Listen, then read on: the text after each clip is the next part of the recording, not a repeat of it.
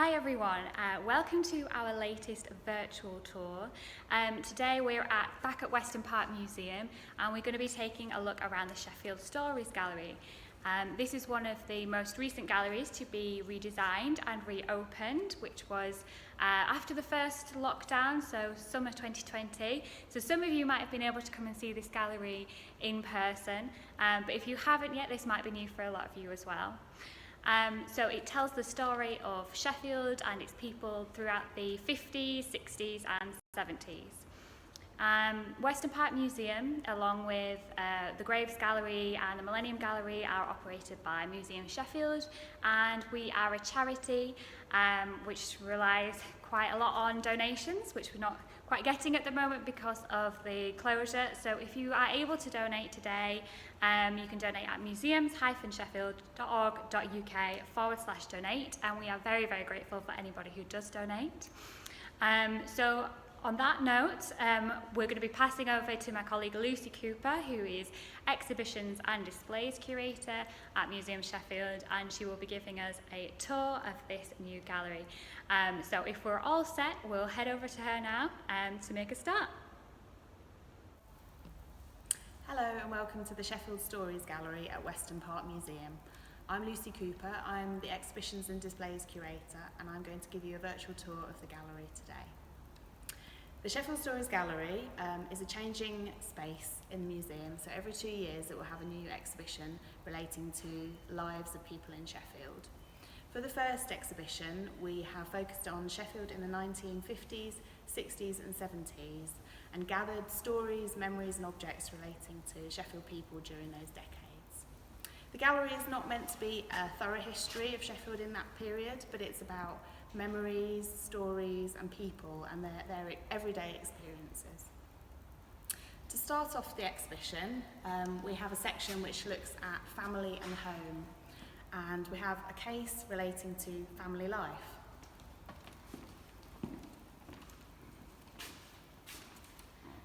In this case, we have some objects that relate to everyday life. So we've got domestic appliances, cookbooks, and things that we used in the home.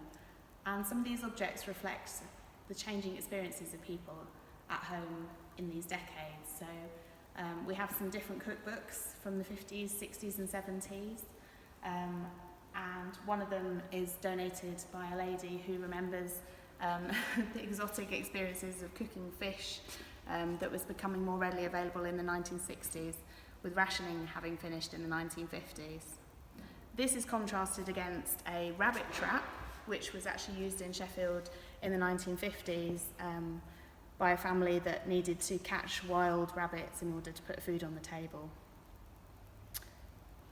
We've also got some fantastic household appliances. We've got a Hoover here from the 1960s and a food mixer, which is also from the 60s, and they represent how electrical appliances in particular were becoming a lot more available to the average family and freeing up time for the mother or the woman of the family usually to have time to do other things such as cooking exotic fish dishes. As we progress around the gallery, this area is representing a lounge from across those decades, so it's got a mixture of different items in it. The first one that we see is this Bush television from the 1950s, which was bought by a Sheffield family to watch the Queen's coronation in 1953. At the time, a television and radio licence cost £2, and the instruction manual for this TV notes that a car starting up outside could interfere with the pitch quality. We then have a stereogram from the 1960s, which was used by a family in Stannington. It has a record player, a radio and a drinks cabinet, and it sort of represents how more exotic ideas of entertaining were coming in the 1960s, and a family might have a piece like this as a centrepiece to their living room for entertaining guests. So as we progress around the gallery, this section here looks at childhood and health. So we have a case with a selection of toys donated by Sheffield residents, often prized toys from their childhood that have a lot of memories associated with them. So we see some classics from the period, such as a Scalextric set, Airfix set, a Viewmaster picture viewer, and some Lego and some dolls. And it's interesting how the sort of defined gendered toys, so things like dolls and then cars and fixing sets for boys, were gradually replaced by things like Lego, which actively marketed the fact that they were cross-gender, so for anybody to use, and popular with girls and boys.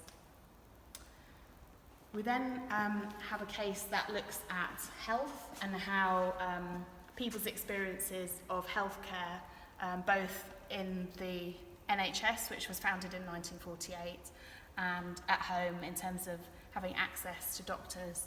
And some of the items in this case have been lent by the Sheffield Historic Hospitals Group, which has its own fantastic collection of items relating to the history of health in Sheffield, and quite a lot relating to the growth of the Northern General Hospital and the foundation of the Royal Hampshire Hospital, which was both during this period. We've got some memories from a man called Bill Ross, who spent time at the King Edward VII Orthopaedic Hospital, where he suffered from tuberculosis and received treatment there, along with many other children who actually lived at the hospital during the period of their treatment. So moving around the gallery, the next section that we come to is called Social Life, and this is about how people spent their free time in these decades, and it's got some of the most interesting objects, in my opinion, that we've had donated and lent from Sheffield people. We had a wealth of items that were offered relating to the coronation, and this event in 1953 is really stuck in Sheffield residents' minds, and a lot of people have commemorative souvenirs from that date, some of which we can see of here. So one that's particularly nice, I think, is this coronation pencil, which has got a little crown at the end of the pencil head, and that's been lent by some people that live in the Gleadless Valley area of Sheffield. Moving on to the next case, this relates in particular to music.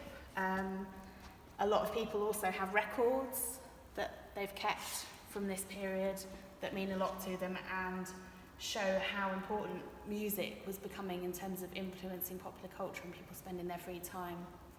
Got a fantastic selection of gig tickets from the City Hall, which have been lent by one of our volunteers actually, and she attended some fantastic gigs in the mid-60s, including the Beatles and the Rolling Stones at the City Hall.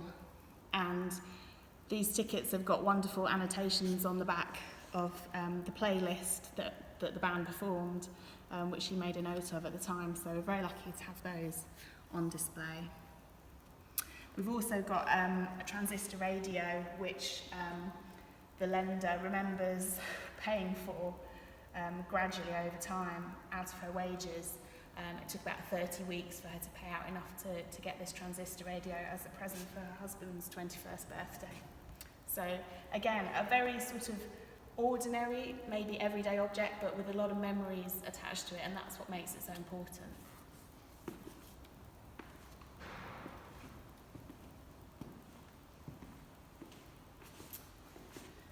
So in this next section, we talk about sports and hobbies. Again, a lot of fond memories of people having wonderful times in Sheffield, outside playing sport, rambling in the Peak District, or perhaps at home playing their newly purchased computer games console, which became increasingly popular in the 1970s. Spending time in pubs and going to restaurants. And the importance of clubs, in particular working men's clubs, which a lot of people attended and were quite central to social life in their community. We've got some items that relate to the 1966 World Cup. 4 games were held at Hillsborough, 3 first-round matches and 1 quarter-final match. And it was a period of great excitement in the city. A lot of people have memories and some have souvenirs from this year. And one of these is a lovely penknife, which has some of the flags of the participating nations and was made in Sheffield by Joseph Rogers and Sons, a well-known cutlery maker in the city. So very lucky to have that on display. We've also got a fantastic football rattle from 1960, which is from Sheffield Wednesday and has got signatures of quite a lot of the players from this time.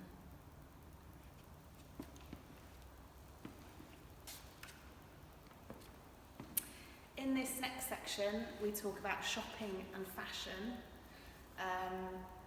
We've got items that relate to the fantastic department stores and markets that were open in Sheffield in this period. And some of these reflect how the increasing availability of different materials inspire people to make their own clothes, but also to be able to afford a special dress, for example, purchased from one of the well-known department stores. So we've got this beautiful 1950s dress, which was lent by a lady and used to be worn by her mother to dinner dances in the late 50s and early 60s. And we can see how the longer, fuller skirt and quite a feminine shape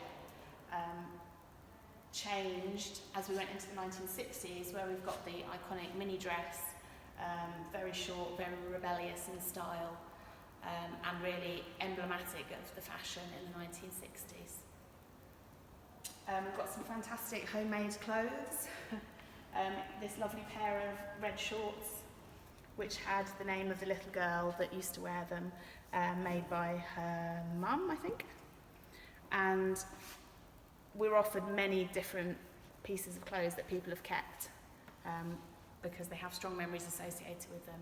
And it's a really nice way to show how important fashion was to people's everyday lives.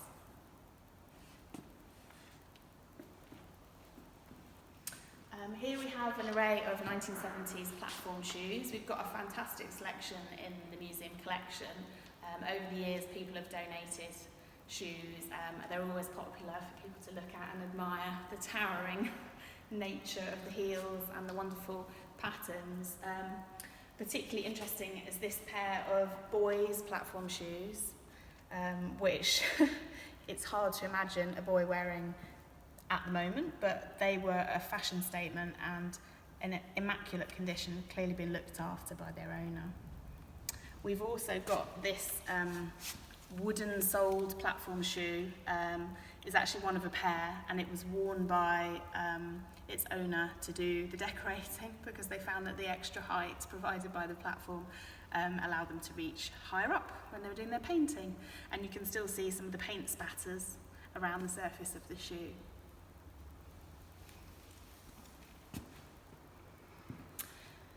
The third and final section of the gallery is about neighbourhood, and this is about places and spaces and how they influence people's lives during these 3 decades. So it was a great period of change for Sheffield, expansion in terms of new estates being built on the fringes of the city, and the city centre itself being remodelled with a new road network.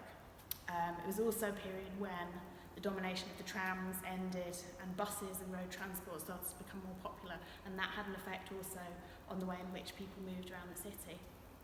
So in this section we have tried to show some of the different changing faces of the city through a series of landscape paintings and photographs, which I think give different perspectives on how people saw the city in this time period.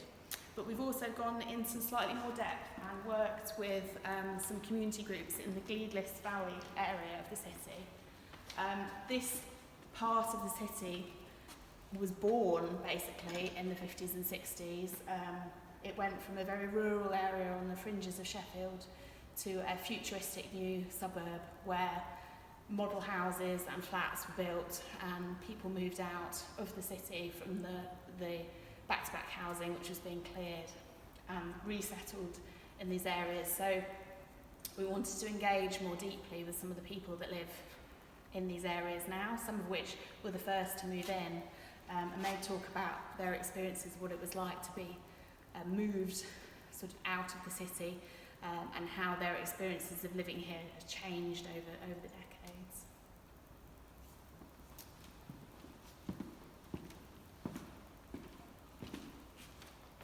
We then go on to talking a bit more about transport. It's something that a lot of people have opinions and memories on, about how it's changed. The transition from trams, the last tram being in 1960, to the era of the buses, and experiences of riding on the buses and journeys that people made. We've got this fantastic model tram which came into the collection and was made by Mr. Albert Thulborn for his father George.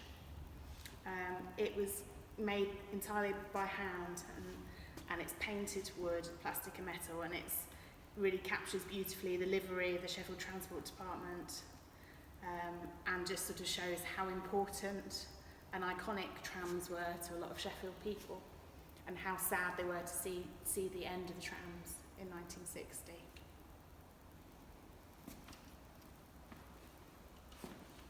We've got a little mock-up of one of the first Sheffield buses, so that people can sit in and enjoy the experience of riding on the bus.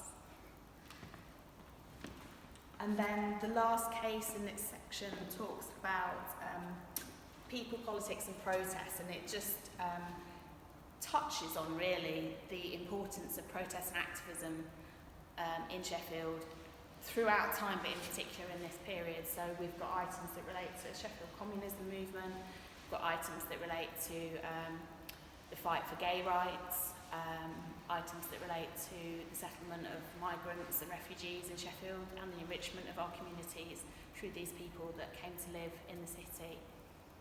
I think my favourite item in this case is this wonderful beaver skin waistcoat, which was made by hand for a member of the Woodcraft Folk, which was a group that promoted getting young people back to nature. It was actually a breakaway from the Boy Scouts.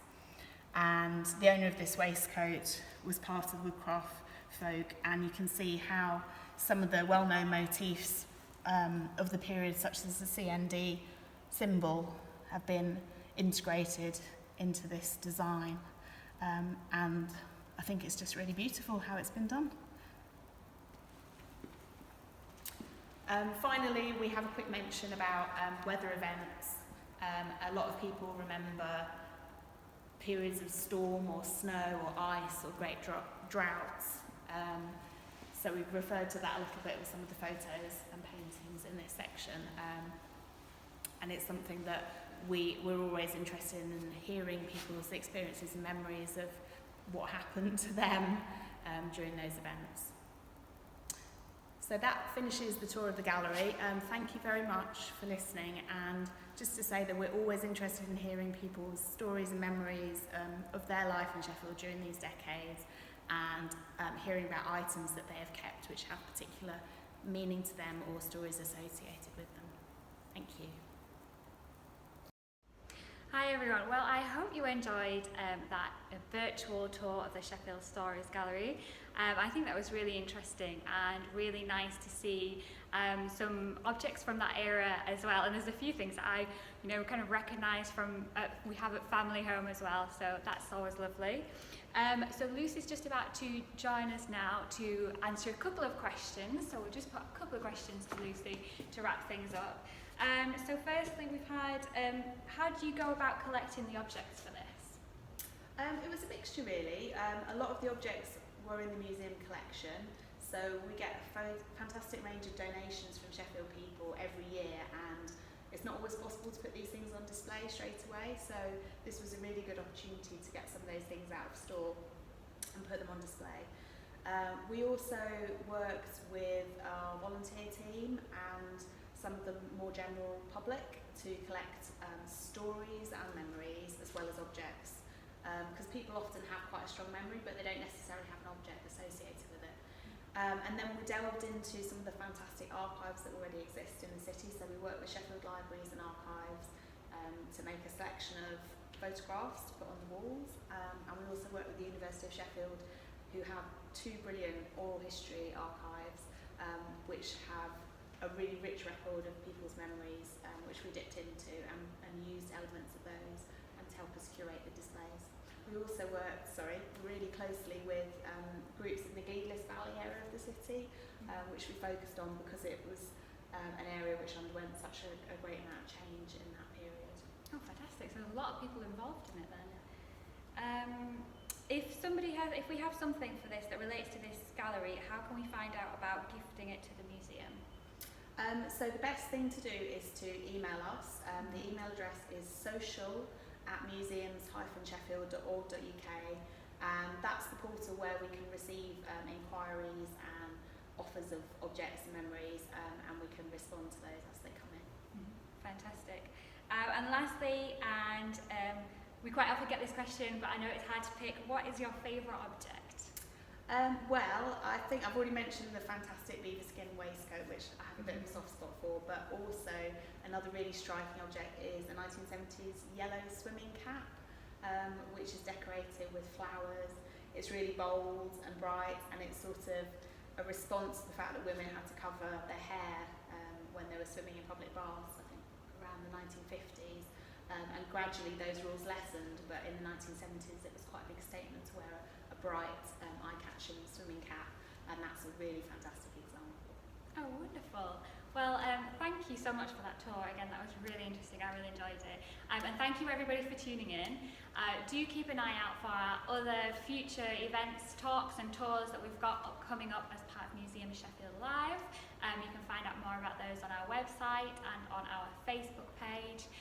So until the next event, thank you for coming, and I hope to see you all soon.